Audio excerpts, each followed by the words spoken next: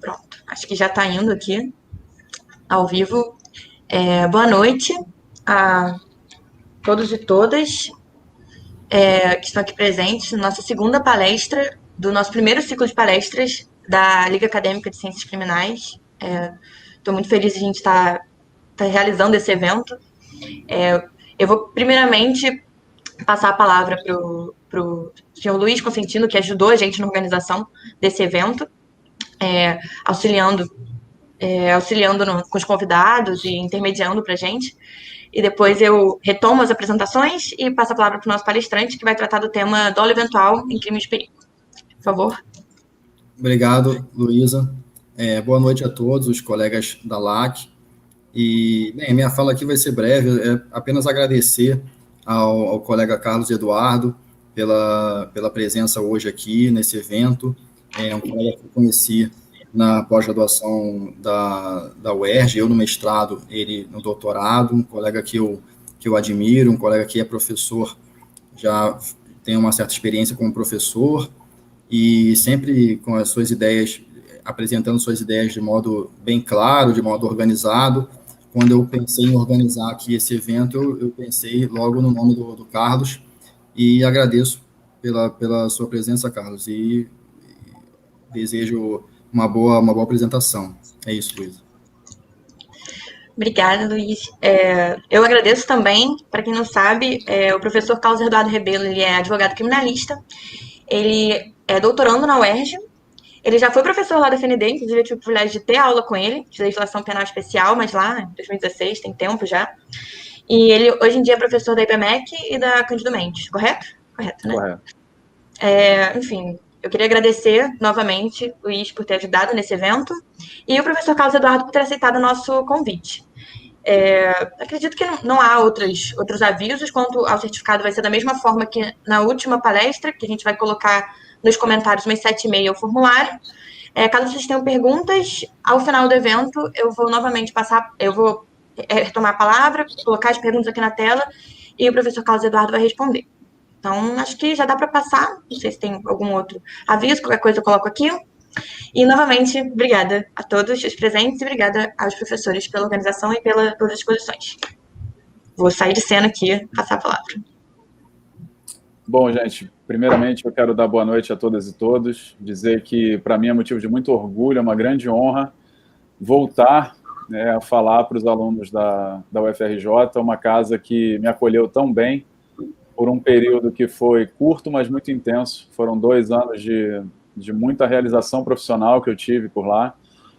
A Luísa, eu tive o prazer de ter sido professor dela e de outros tantos alunos queridos que eu guardo até hoje, então, para mim é sempre uma honra, e mais do que um convite, eu estou sempre disponível para vocês, porque eu não classifico como convite, eu classifico como uma intimação. E eu quero agradecer também ao meu amigo Luiz pelo convite, realmente foi uma grata, uma realização minha também, ter sido convidado por ele para participar desse evento, e agradeço e, mais uma vez, estou sempre à disposição de vocês. Bom, sem mais delongas, para não tomar demais o tempo de vocês, não ser enfadonho aqui na minha apresentação, primeiro eu quero explicar o porquê do tema, por que eu vou falar sobre isso. Na verdade, ao longo da minha carreira, dando aula de direito penal, eu reparei que havia uma parte no nosso Código Penal que era negligenciada, uma parte que, inclusive, amigos meus que davam aula de penal, notadamente penal 4, para quem fez graduação ou faz, notadamente essa parte dos crimes de perigo, que é uma parte que um amigo meu falava assim, mas essa parte aí é a arte de pular artigos, ou seja, a gente pula porque realmente não tem importância. E aquilo sempre me intrigava, eu falei, como assim não tem importância? São crimes tão relevantes, que são os chamados crimes de perigo.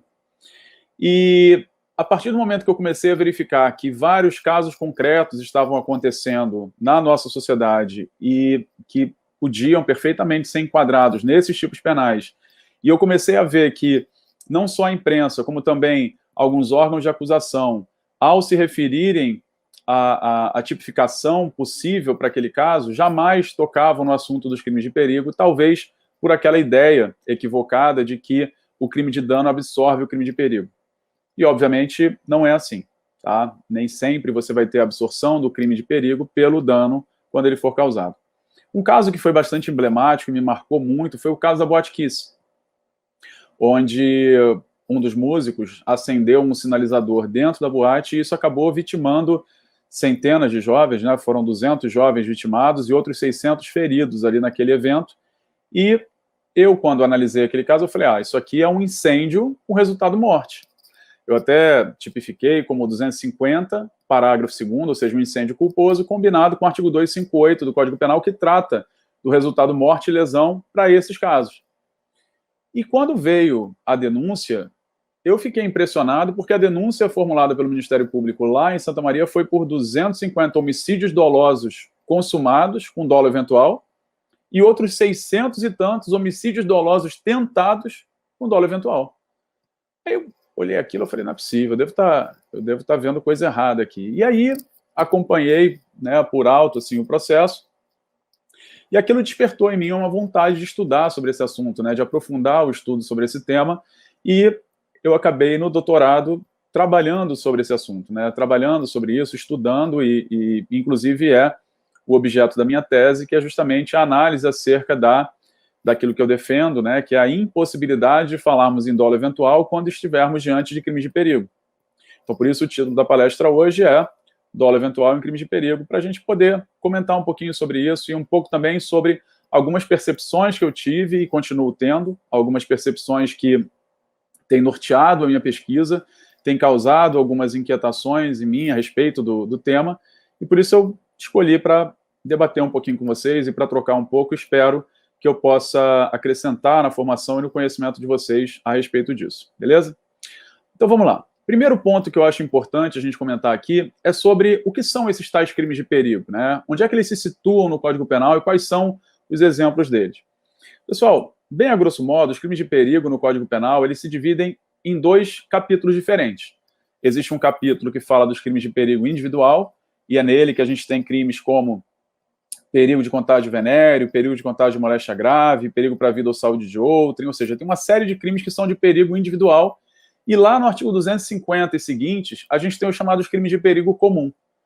O que pode diferenciar o crime de perigo individual do crime de perigo comum? É o número de bens jurídicos lesados ou postos em perigo diante daquele comportamento. Então, quando a gente fala em perigo individual, o número de bens jurídicos lesados ou postos em perigo é um número determinado. Em contrapartida, quando falamos em crimes de perigo comum, o número de bens jurídicos lesados ou postos em perigo é um número indeterminado. Então, essa é uma primeira noção que a gente precisa ter. Então, lá na parte de perigo comum, que é a parte que eu estudo mais a fundo, a gente tem crimes como incêndio, explosão, uso de gás tóxico, inundação, desabamento. E aí, quando a gente fala de desabamento, já vem logo à nossa cabeça casos, por exemplo, como Brumadinho e Mariana, que são casos que vitimaram também centenas de pessoas, causaram danos ambientais absurdos, né, para o ecossistema daquela região, né, enfim, os danos ambientais, a meu ver, eles são de difícil reparação, ou quiçá até irreparáveis, sem falar nas vidas que foram perdidas. E aí, quando a gente analisa, a gente pensa assim, mas como é que vai tipificar isso? Como é que a gente vai enquadrar essa conduta do ponto de vista penal? E aí a gente volta para aquela discussão de que hoje o manejo do dolo, né? O dolo hoje ele é manejado pelos órgãos de acusação de uma forma com todas as vênias, com todo o respeito que merecem, né? Os amigos promotores e procuradores que eu tenho. Às vezes o manejo desse dolo ele foge um pouco ao que, pelo menos, a nossa doutrina, do ponto de vista majoritário, defende. Então, esses casos, né, o crime de perigo comum, o crime de perigo individual, eles têm acontecido com muita frequência. E aí, só para chamar a atenção de vocês, então eu falei do caso da Boate Kiss, e aqui no Rio de Janeiro a gente teve outro episódio que foi bastante marcante, que aconteceu no centro de treinamento do Clube de Regatas do Flamengo, quando houve aquele incêndio que vitimou 10 jovens, né, e feriu outros jovens naquele episódio, e ali também surgiu a mesma discussão que tinha sido travada no caso da Boate Kiss, ou seja, qual é a imputação correta para aquele caso? Qual é a imputação jurídica? Qual é a tipificação penal ajustada para aquela situação? E qual não foi a minha surpresa quando eu percebi que a denúncia oferecida pelo Ministério Público no caso do Ninho do Urubu foi de acordo com aquilo que eu entendo acertado, ou seja, incêndio culposo com um aumento de pena previsto no artigo 258 em razão dos resultados morte. Então, vejam, são dois casos análogos, Boate Kiss de um lado e Ninho do Urubu do outro. Dois casos análogos que tiveram soluções jurídicas absolutamente distintas. O caso da Kiss está na iminência de ajúri popular e o caso do Ninho do Urubu vai ser julgado numa vara criminal com penas que não vão extrapolar 10 anos de condenação. E aí a gente tem que parar para refletir sobre um aspecto importante. Muitas pessoas confundem a verdadeira função do direito penal. Ou seja, para que o direito penal serve? E aí, quando você diz que um caso como o Ninho do Urubu, as condenações vão gravitar ali em máximo 10 anos, há, na população em geral, uma sensação de que a justiça não foi feita. Há uma sensação de que aquilo não é justo. Então, essa confusão entre a justiça e a vingança, que a gente fala, não, eu não quero vingança, eu quero justiça. Na verdade, a gente percebe que nos discursos populares hoje, a palavra justiça tem funcionado como um grande eufemismo para a vingança. Porque a partir do momento que a gente fala que quer justiça, e o Poder Judiciário dá a apreciação dele sobre aquele caso, a partir da apreciação do Ministério Público e de um julgamento judicial, a justiça foi feita. Podemos até discordar, e por isso recorremos muitas vezes de condenações e tal, mas aquela é a tutela jurisdicional. Mas quando vem a tutela jurisdicional e ela fica aquém da expectativa, as pessoas ficam indignadas. As pessoas entendem que ali não foi feita a justiça naquele caso concreto. E aí, isso tudo decorre exatamente dessa distorção do verdadeiro papel do direito penal, que não é punir, mas sim conter o poder punitivo. É exatamente o oposto do que o senso comum acaba pretendendo, acaba defendendo. Então, esses casos, só para vocês entenderem que esses casos todos que foram acontecendo de forma sucessiva, trouxeram uma inquietação muito grande a mim, e eu falei, bom, eu tenho que pesquisar sobre isso, eu tenho que estudar sobre isso. E aí, durante essa minha pesquisa, eu até eu fiz contato com uma advogada que atua no caso Kiss, para entender um pouco mais sobre as nuances do processo, para entender em que momento processual que a gente está, quando vai ter esse júri. Eu até brinquei com a Tatiana Borsa, que é a advogada que defende um dos corréus no processo, e aí eu brinquei com ela, falei, pô, eu adoraria fazer esse júri e tal, e a gente brincou de eu ir para lá, mas acredito que não vai dar pela questão da própria logística, de passar um tempo, porque esse júri vai demorar muito, né? Imagina, vai ser um júri muito longo e tal. E é isso. Então, como objeto de estudo, para mim é muito válido isso. É muito válido você analisar como aqueles julgadores fundamentaram, porque já houve pronúncia, teve recurso da decisão de pronúncia, foi para o Tribunal de Justiça do Rio Grande do Sul, o Tribunal de Justiça do Rio Grande do Sul manteve por maioria, houve embargos infringentes, e lá no STJ, em sede de recurso especial, isso baixou, foi mantida a pronúncia, então eles estão na iminência de ajúri popular em Porto Alegre, não em Santa Maria, porque já houve desaforamento, tá? Então, essa é a situação desse processo, e em contrapartida, o Ninho do Urubu está caminhando para julgamento em vara criminal normal e não a júri, tá? Então, vamos lá, vamos entender um pouquinho também, aí, dentro desse meu estudo, o que eu comecei a ver?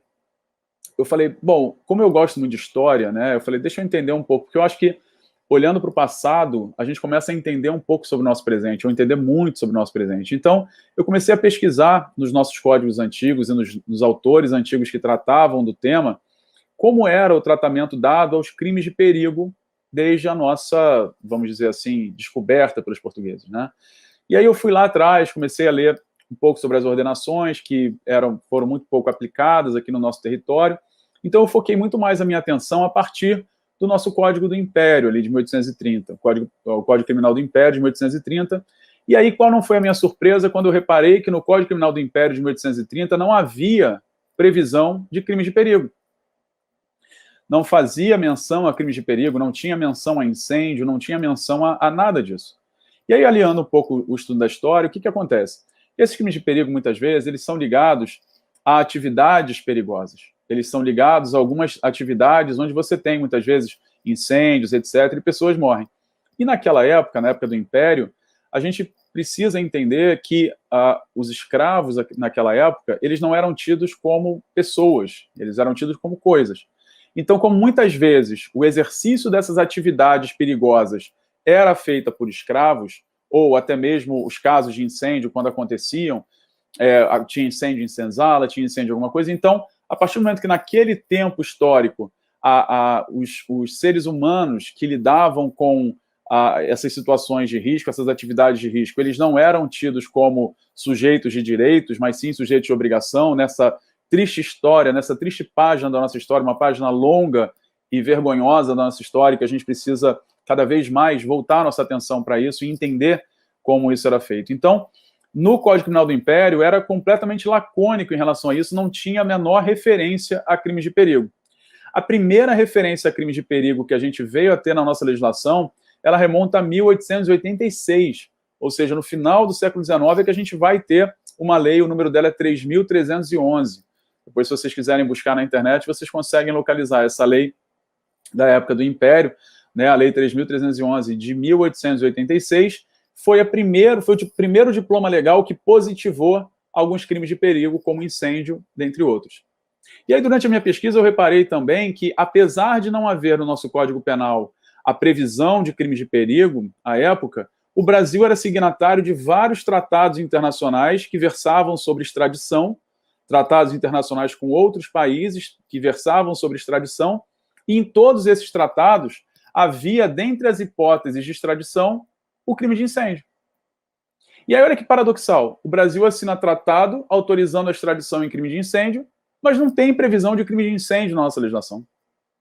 É coisa bem genuinamente, né, bem made in Brasil mesmo, esse contexto, né?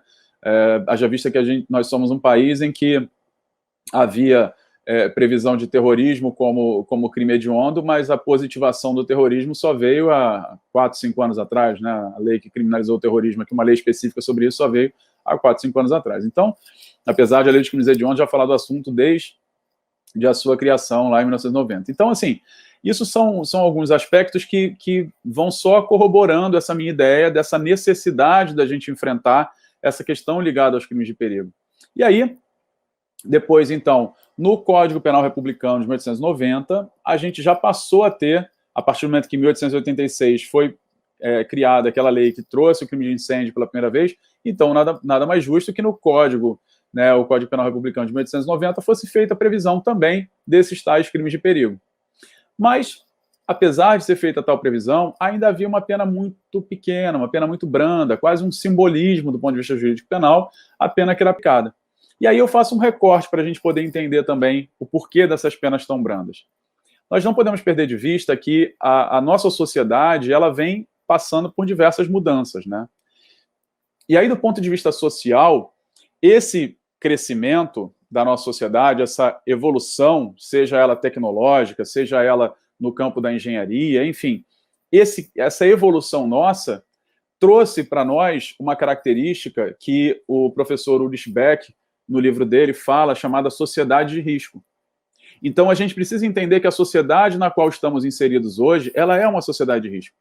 Os riscos sociais aos quais estamos submetidos são riscos demasiadamente elevados. Hoje, existem prédios por aí, existe quase uma disputa mundial por saber qual é o prédio mais alto do mundo. Quantas pessoas cabem nesse prédio mais alto do mundo? Existe uma disputa hoje por fazer o avião com maior capacidade de passageiros. Existe uma disputa por fazer navios que possam levar mais passageiros numa única viagem. Existem trens que levam centenas de passageiros, trens de altíssima velocidade. E aí a gente se pergunta, mas vamos lá, como fica esse risco aí? Como fica caso ocorra uma tragédia? Aqui no Rio a gente teve alguns episódios marcantes, como aquele caso do Palace 2, que foi um prédio que foi construído na Barra da Tijuca e esse prédio desabou.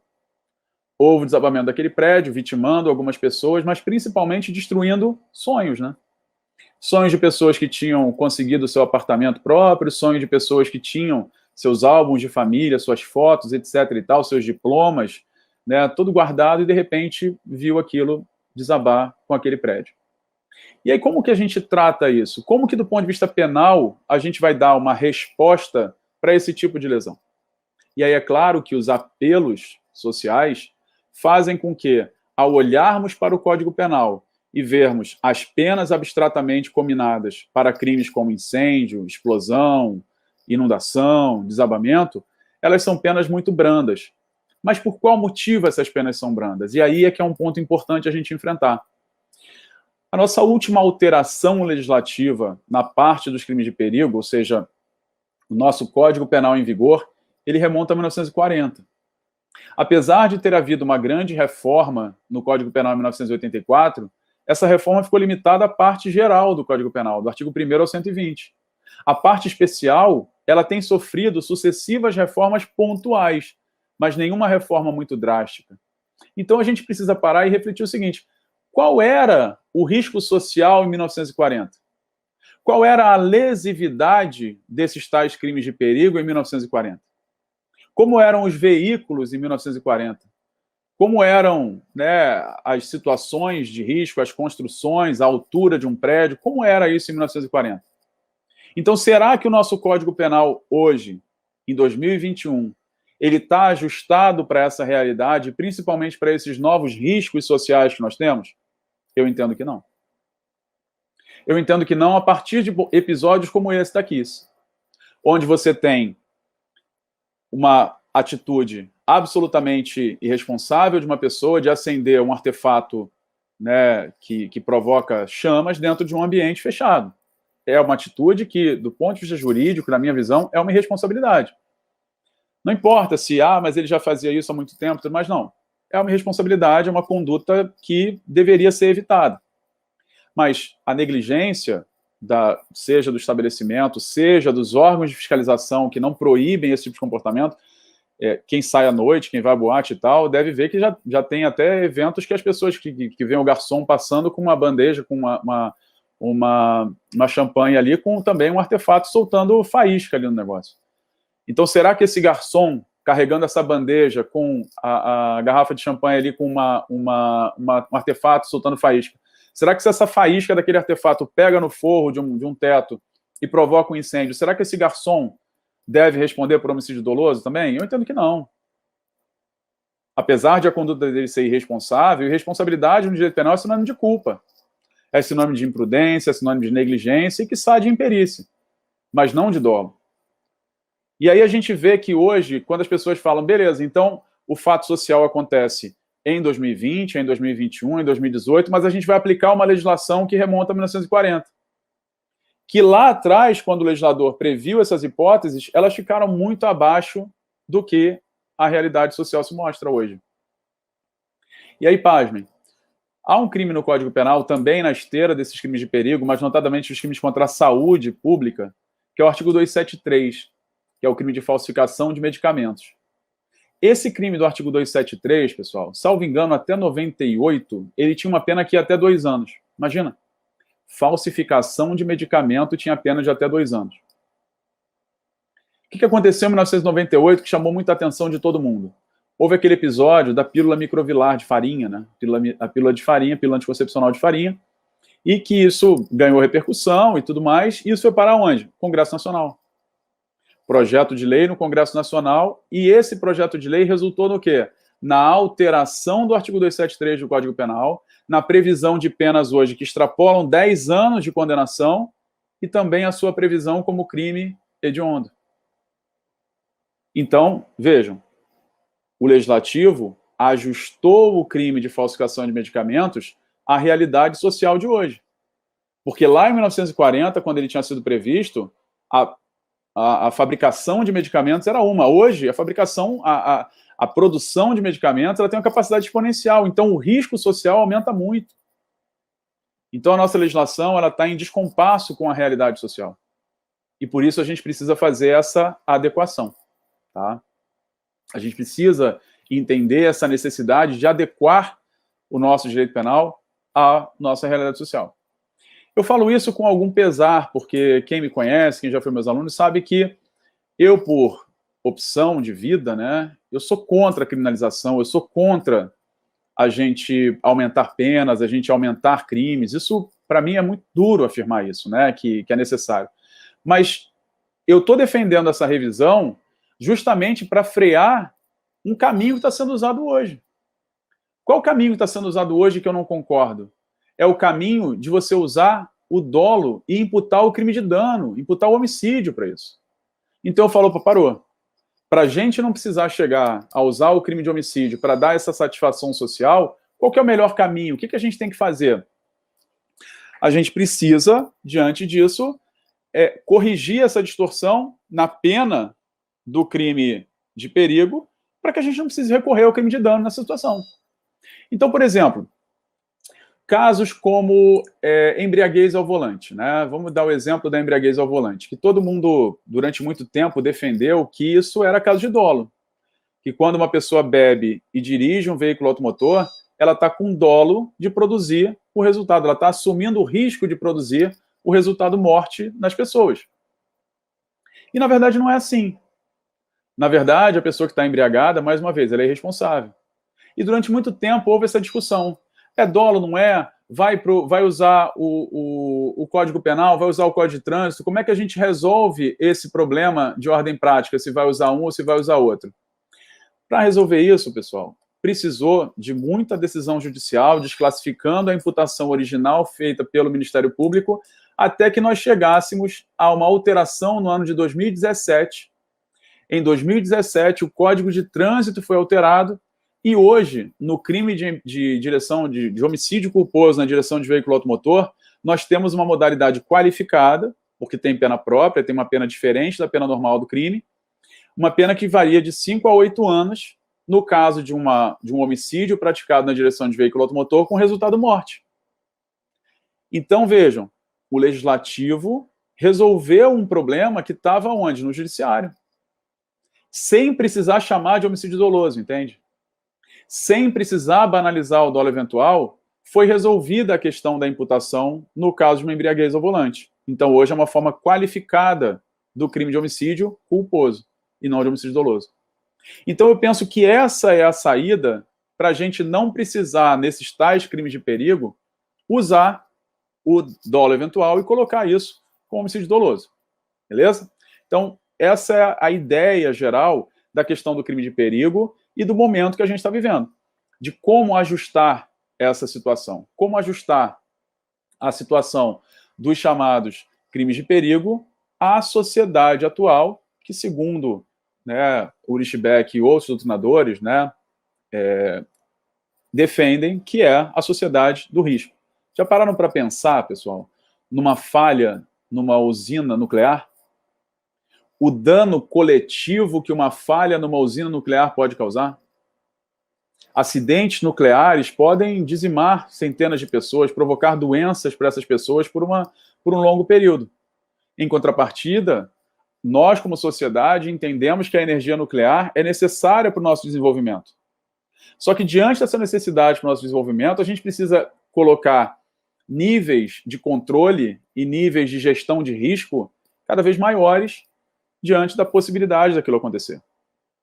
Mas sem que nós precisemos utilizar um dolo ou um dolo eventual caso um desastre ocorra. Tá? Falando um pouquinho agora sobre o dolo, que é o pano de fundo aqui da palestra.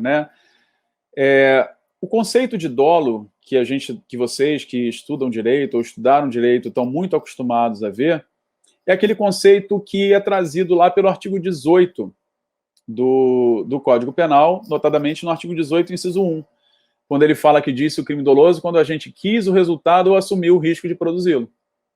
E a partir dessa expressão, quis o resultado ou assumiu o risco de produzi-lo, surgem várias teorias que tentam classificar esse dolo. E aí a classificação mais tradicional que a gente conhece é a classificação que divide o dolo em dolo direto e dolo eventual. Essa parte que fala do quis o resultado é o chamado dolo direto, e a parte onde fala que assumiu o risco de produzi-lo é o dolo dito eventual. E aí vem as outras subclassificações, o dolo direto de primeiro grau, o dolo direto de segundo grau, que não convém aqui também ficar entrando nessas minúcias, que vocês facilmente conseguem encontrar definições sobre isso sem maiores dificuldades. E aí, você tem, dentro desse conceito desse dolo, muita discussão do ponto de vista doutrinário. Por quê? Há autores que defendem que o dolo não pode prescindir da vontade, não pode prescindir do elemento volitivo. Há outros autores, em contrapartida, que defendem justamente o contrário. Defendem que a vontade não integre o dolo. Com todo respeito aos adeptos da chamada teoria do dolo sem vontade, que eu posso aqui citar alguns nomes, né? Por exemplo, a professora Ingeborg Pupp, alemã, o professor Luiz Greco, que é professor também da Universidade, salvo engano, Universidade de Frankfurt, na Alemanha, preciso só confirmar a universidade a qual ele está vinculado. Aqui, no nosso país, a gente tem autores como o Eduardo Viana, que é também ex-aluno lá do PPGD da UERJ, do qual eu faço parte, e o Luiz também.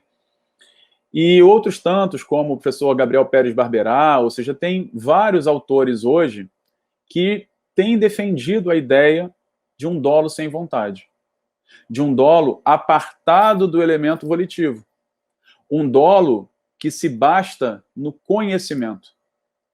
Ou seja, para esses autores, claro que eu aqui estou fazendo de forma bem sintética, né? Eu não estou aqui analisando o que a professora Pupp fala, o que o professor Eduardo Viana fala, o que o professor Luiz Greco fala. Estou falando bem a grosso modo que para esses autores que defendem a chamada teoria do conhecimento, basta que você represente, basta que você conheça aquela situação de perigo para que aquilo possa ser tido como dolo, para que aquilo possa acarretar para você uma responsabilidade a título de dolo pela prática do crime praticado, pela prática do crime que você foi acusado. Então, essa concepção de um dolo sem vontade, eu vejo ela como muito perigosa. Eu vejo como muito perigosa porque a gente está abrindo mão da necessidade do elemento volitivo. E como fundamento desse dolo sem vontade, muitas vezes, qual que é o argumento que se utiliza? Que nós não podemos deixar nas mãos do réu a decisão sobre qual vai ser a imputação dele. Se a ele vai ser imputado um crime doloso ou culposo. Exatamente porque está tudo dentro da cabeça do réu. A única pessoa que sabe efetivamente o que ele queria ou o que ele deixava de querer é ele. Então, na visão de alguns desses autores, se eu deixo na mão dele a escolha, ele jamais vai assumir que teve a vontade de fazer, ele sempre vai dizer que não teve. Mas assim a gente está abrindo mão de uma necessidade dos órgãos de acusação de provar aquilo que eles estão falando, de provar aquela acusação. E a gente está solapando, né, tá ferindo de morte um dos princípios muito caros do nosso direito, que é o princípio do indúbio pro réu. Ou seja, se ao órgão de acusação, ou seja, se o órgão de acusação não logrou êxito em provar que aquela pessoa agiu com a intenção, com a vontade de produzir o resultado, eu jamais posso presumir um dolo. Porque fazendo também aquela classificação que todo mundo está acostumado de que o dolo eventual difere da culpa consciente, porque no dolo eventual eu prevejo a possibilidade de aquela situação acontecer e eu sou indiferente à produção dela. O famoso dane-se. Já na culpa consciente, eu prevejo a possibilidade daquilo acontecer, mas eu espero sinceramente que não aconteça.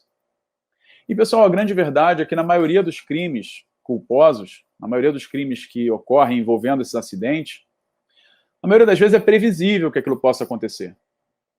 Mas é muito raro você encontrar uma pessoa indiferente. Pegando o caso da Kiss, por exemplo.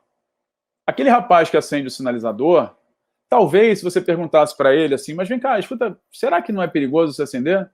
Aí ele, bom, perigoso é, mas nunca aconteceu e não vai acontecer não. Não vai acontecer, eu tenho certeza e tudo mais, isso aqui é seguro, isso aqui não tem chance de provocar incêndio não. Deus me livre, nem brinca com uma coisa dessa. Isso, pessoal, não é postura de quem é indiferente ao incêndio. Isso não é postura de quem está prevendo aquela possibilidade de ser indiferente, mas para quem defende o dolo sem vontade, o só fato dele dizer, não, possível é. Isso já basta para que a ele seja imputado o crime doloso. Data vênia, com todo respeito a todos esses autores que pensam dessa forma, eu não concordo com isso. Na minha leitura, na minha pesquisa, em tudo que eu defendo, o dolo, ele não pode prescindir da vontade. Eu não ando muito bem acompanhado, para não dizer o contrário, né? Só para citar dois, vou citar três, né? Porque eu tenho que ter minha deferência a dois professores brasileiros, dos quais eu tenho uma admiração profunda, que são os professores Nilo Batista e Juarez Tavares, que são duas pessoas que eu tenho grande honra na vida de poder conviver com eles, de poder, né, estar perto deles sempre que a vida nos brinda com esses encontros, né? E um outro autor também que defende essa teoria evolutiva, só para ficar em três, é o professor Cláudio Roxin. Então, eu fico com essa galera aqui. Eu prefiro estar acompanhado desses doutrinadores que não concebem um dolo apartado da vontade. Porque, na minha leitura, o dolo, ele exige um atuar volitivo. Exige uma decisão positiva do agente de fazer aquilo.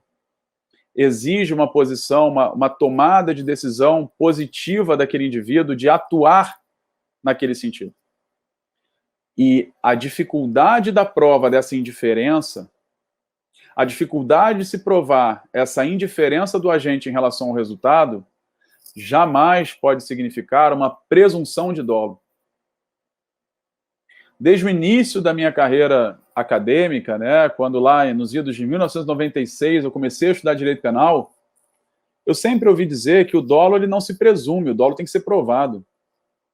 Então, como é que eu posso achar natural que o só fato de alguém prever a possibilidade de alguma coisa acontecer baste para imputá-lo crimes de penas altas? Não concordo com isso. Então, vejam o dilema que a gente se encontra hoje.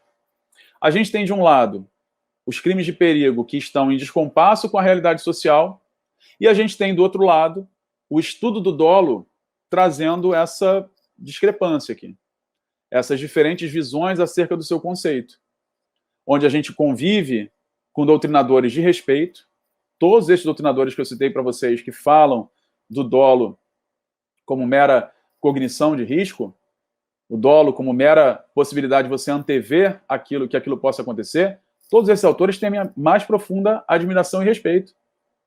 Porque a gente cresce na diferença, né? A gente cresce e ratifica as nossas concepções a partir dos pensamentos divergentes do nosso. Porque se a gente vive num mundo de muita certeza, está na hora da gente parar e pensar. Então, é isso. A gente precisa checar sempre as nossas convicções. A gente precisa checar sempre as nossas verdades, né? Então, nesse caso, então a gente tem o crime de perigo em descompasso e a gente tem o dolo em confusão. Então, o que eu basicamente defendo no meu trabalho, na minha tese, na minha pesquisa? Eu defendo que a gente precise hoje, em 2021, fazer uma separação concreta das modalidades de dolo. A gente precisa refundar o dolo no nosso país, refundar o estudo de dolo. Porque não me parece razoável que em 2021 eu continue adstrito a conceitos, eu continue adstrito a estruturas que fizeram sentido no século XIX, fizeram sentido no começo do século XX, mas que hoje já se mostram em descompasso com a realidade. Então, hoje eu penso que a gente precisa, sim, uma separação entre dolo de dano e dolo de perigo. Que o dolo de perigo seja apartado do dolo de dano e que ele regule as atitudes do nosso dia a dia e traga punições, eventualmente, para essas atitudes do nosso dia a dia, talvez mais adequadas à nossa realidade social. Então, a partir do momento da criação de um dolo de perigo, a gente pode entender, por exemplo, que aquela pessoa que bebe e dirige, ela tem um dolo, sim, mas o dolo dela é um dolo de perigo. Esse dolo de perigo jamais pode se converter em um dolo de dano. Porque eu concordo que nesse dolo de perigo, a consciência de que aquela minha atividade é perigosa, ela pode sim representar um dolo. A consciência de que aquele meu atuar é um atuar perigoso, ela pode representar um dolo, mas não o dolo de dano, e sim o dolo de perigo. Então vamos entender. O dolo de perigo existindo, né, dentro dessa minha concepção, o dolo de perigo existindo, a consequência desse dolo de perigo, ou seja, o resultado morte que vai decorrer desse meu dolo de perigo, ele será sempre um resultado morte culposo. Porque se não for isso, o meu dolo originário não era de perigo, o meu dolo originário era de dano. Então, se eu pego um veículo alcoolizado para dirigir, eu tenho consciência de que aquilo é um perigo. Então, o dolo de perigo está presente ali para mim. Mas se por acaso eu me envolver num acidente de trânsito e vitimar alguém nesse meu atuar, nesse meu dirigir, essa morte não será dolosa. Essa morte será culposa. Ela será um consectário do meu dolo de perigo, mas não um dolo de dano. Então eu vejo que hoje, nessa estrutura engessada que a gente tem, nesse conceito engessado de dolo que a gente tem, só tem dois caminhos. Ou eu entendo aquilo como dolo, e aí eu tenho um excesso de imputação, um dolo de dano, eu tenho um excesso de imputação que vai acarretar 50, 100 crimes de homicídio dolosos, ou eu uso o crime de perigo, e aí eu tenho uma punição também aquém daquele fato social. E aí, como lidar? Né? Eu brinco sempre que o apresentador do Fantástico, né, quando ele abre o programa dizendo um crime que chocou o país, isso, para quem está assistindo, só pode ser dolo. E eu acho engraçada a definição de dolo que a televisão dá muitas vezes, né? Quando fala assim, vai responder para homicídio doloso, aquele em que há intenção de matar. Ou então vai responder para homicídio culposo, aquele em que não há intenção de matar. Olha que coisa simplista. Olha que coisa tranquila de se dizer. E quer queiramos, quer não, isso vai doutrinando a nossa população. Certa vez, uma aluna minha estava discutindo, vendo uma reportagem, falou assim, nossa, que doloso o quê? Isso não é dolo não, não sei o quê. Aí a mãe dela, que estava sentada do lado dela, que não era do direito, a mãe dela virou para ela e falou assim, tá precisando estudar mais, hein? Você não está vendo que ele está dizendo que é doloso? Então é isso. Então hoje a gente tem uma população, uma média da população, que gera, que cria conceitos a partir daquilo que ela vê na televisão. E nós, professores, temos a dificuldade depois de encontrar esses nossos alunos em sala de aula e tentar mostrar para eles, olha, não é bem assim. Não é tão simples assim você definir o que é dolo e o que é culpa. Então vamos tentar burilar um pouco mais. Eu brinco sempre que eu tenho muita inveja do neurocirurgião, sabe? Porque para alguém falar que o neurocirurgião está errado, precisa ser no mínimo outro neurocirurgião, né? Se o neurocirurgião fez a incisão pelo lado certo, se deveria ter feito a incisão pelo lóbulo direito, esquerdo, enfim, tem que ser outro neurocirurgião. Mas no direito, e notadamente no direito penal, não. No direito penal é difícil hoje, qualquer pessoa que nunca abriu um manual de direito penal na vida já se diz profundo conhecedor. Então, a gente precisa entender que a sociedade de hoje não é a mesma sociedade de 1940, quando o Código Penal foi criado. Os riscos sociais hoje são riscos exponencialmente maiores do que eram em 1940, quando o Código Penal foi criado e trouxe não só toda a ideia de crime, etc., que depois houve a reforma em 1984, mas a gente precisa entender que está em descompasso. A gente não precisa chegar ao extremo que foi feito no 273, né? Colocar a pena acima de 10 anos e transformar em crime hediondo. Não precisa chegar nesse ponto. Mas a gente precisa, sim, fazer um ajuste fino para que uma pena mais adequada impeça. Então, na verdade, o que eu estou fazendo é contenção de danos. Eu não estou defendendo aumento de punição, eu estou fazendo contenção de danos. Ou seja, dentro do cenário caótico que estamos, é melhor ajustar a pena do crime de perigo para um patamar razoável do que a gente permitir do jeito que está. Permitir que continue como está. Que é você usar o dolo eventual como uma chave, né, uma chave mestra para transformar toda e qualquer conduta que é uma conduta decorrente de um crime de perigo em um homicídio doloso. Como se o Código Penal se limitasse a isso, né? Para muitas pessoas, o Código Penal vai até o artigo 180, que pega crimes patrimoniais, liberdade, vida e integridade física, e depois dá um salto, pega também crimes sexuais ali, até o 230, e depois ele dá um salto até crimes contra a administração pública e fé pública ali. Mas existe um gap ali que as pessoas falam, não, isso aqui não precisa não, isso aqui não foca não. Houve um concurso uma vez da magistratura que a pergunta que caiu na prova, na prova específica, era a seguinte: uma greve de ônibus, e aí um manifestante resolveu não aderir à greve e continuou com o ônibus dele, não parou na manifestação. E aí um grevista, quando viu aquele ônibus passando, pegou uma pedra e arremessou naquele ônibus. A pedra quebrou a janela e lesionou um passageiro. Aí a pergunta era, qual o crime praticado pelo grevista? 90%, ou até mais do concurso, colocou que o crime seria dano e lesão corporal. Dano por ter quebrado a janela e lesão corporal por ter ferido o passageiro. E aí ficaram discutindo se era concurso material, concurso formal, se era concurso formal perfeito, imperfeito. Ficaram nessa discussão ali. Quando, na verdade, não era dano e tampouco era lesão corporal. Pasmem. Talvez alguns de vocês estejam até em erro de proibição nessa hora, né? Os acadêmicos talvez estejam em erro de proibição, porque talvez nunca tenham ouvido falar nisso. Não sei nem se o Luiz já ouviu falar nesse crime, que é o crime de arremesso de projétil.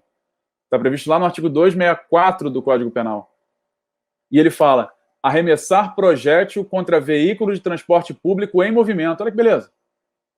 Exatamente a figura, né? Porque ele está arremessando um projétil, não é projétil de arma de fogo, é um projétil a qualquer objeto com potencialidade lesiva.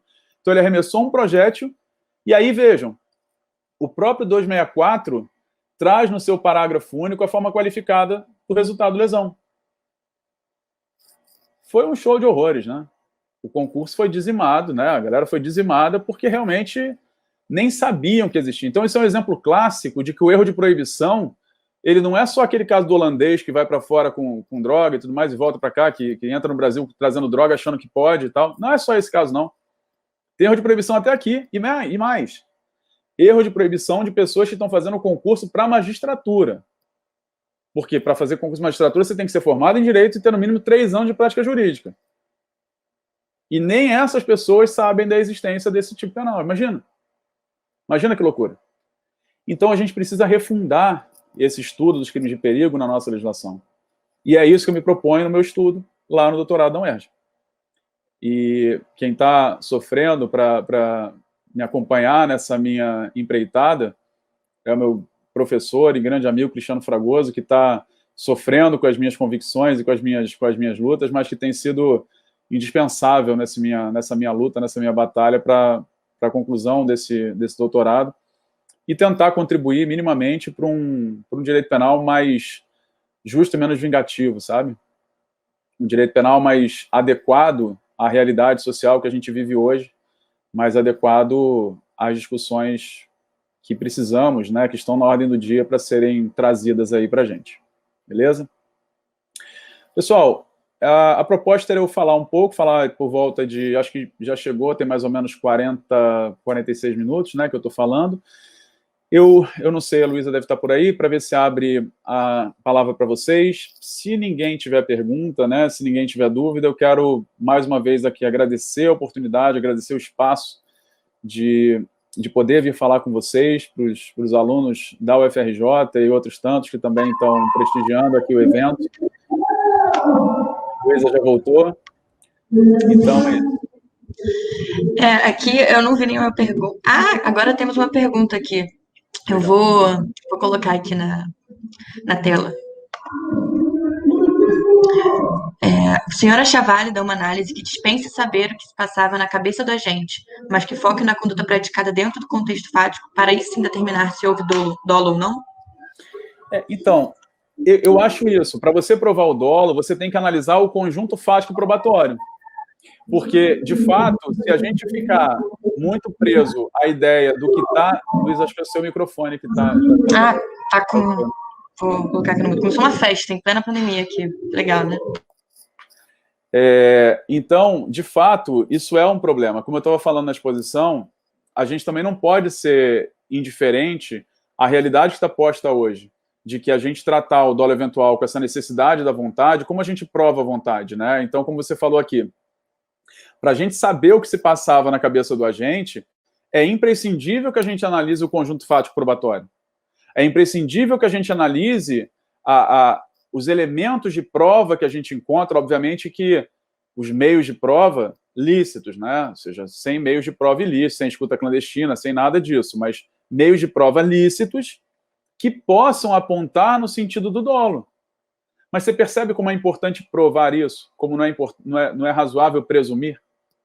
Então, eu entendo o seguinte, se a gente, a partir dos elementos fáticos probatórios, consegue demonstrar que o atuar do agente era um atuar voltado para uma indiferença, que o atuar do agente era um atuar voltado para um pouco caso com a produção de um resultado lesivo, isso pode caminhar no sentido de uma imputação dolosa. Mas isso tem que ficar muito claro, isso tem que ficar muito provado ali. As provas, elas têm que ser robustas. E aí, se por acaso, mas eu não consegui esse nível de detalhamento de prova, então que se puna como culposo. Que se puna como culposo. Mas não se banalize o dolo eventual. Tem um artigo interessante do professor Israel Domingos Jório, que ele fala o fetiche do dolo eventual. Que muita gente tem uma relação fetichista com o dolo eventual mesmo, né? Que é, né, uma relação que beira aí algo muito estranho, né? De você olhar, como assim, meu querido? Que fascínio é esse que o dolo te provoca? O fascínio que o dolo provoca é a pena alta.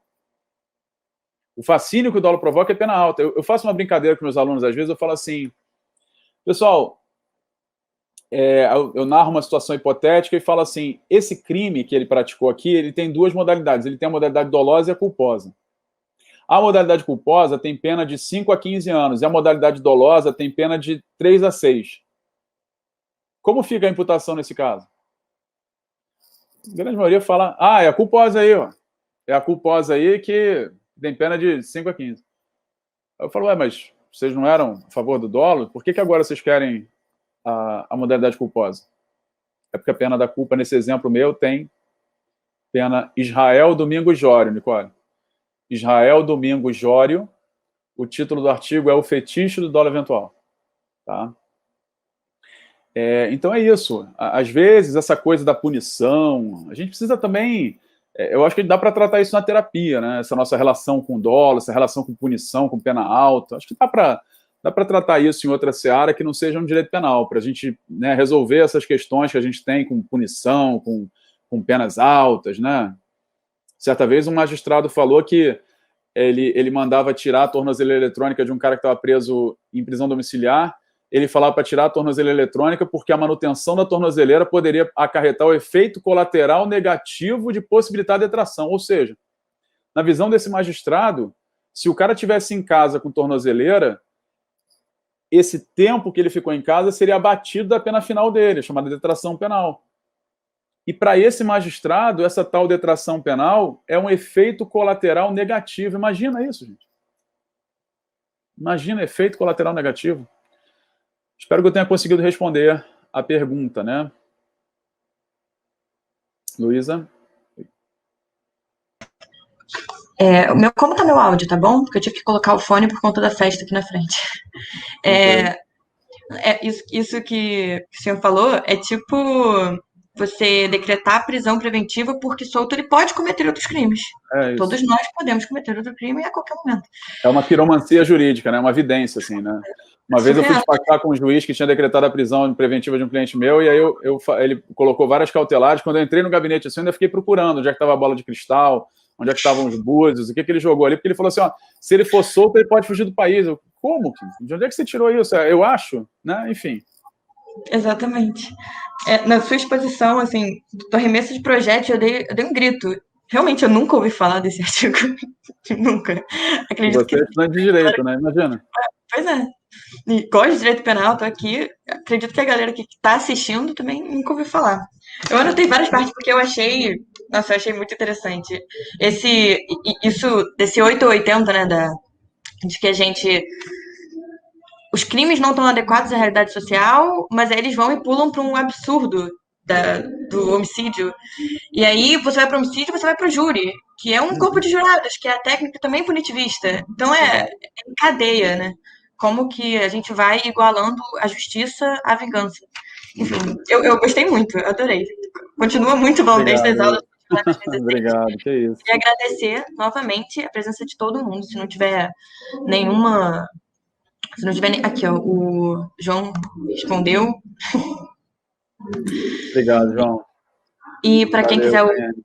O nome do artigo eu coloquei aqui também, o fetiche do dolo eventual, que o professor mencionou. Queria agradecer todo mundo que está presente, a participação, as perguntas. Se alguém tiver alguma outra pergunta, o momento é agora. E agradecer novamente o professor pela excelente exposição, realmente com vários exemplos de casos concretos, assim, um leigo que estivesse ouvindo poderia acompanhar completamente. Eu gosto muito também de palestras assim. E convidar todo mundo a estar aqui na próxima palestra, que vai ser com o professor Eduardo da Silva Martins, que é mestrando pela UERJ, e ele vai tratar do tema da culpabilidade, vai ser terça que vem, às 7h. Convidar todo mundo a conhecer também o trabalho do professor Carlos Eduardo, que está no Instagram também, como iniciativa, né? @Conectando Penal.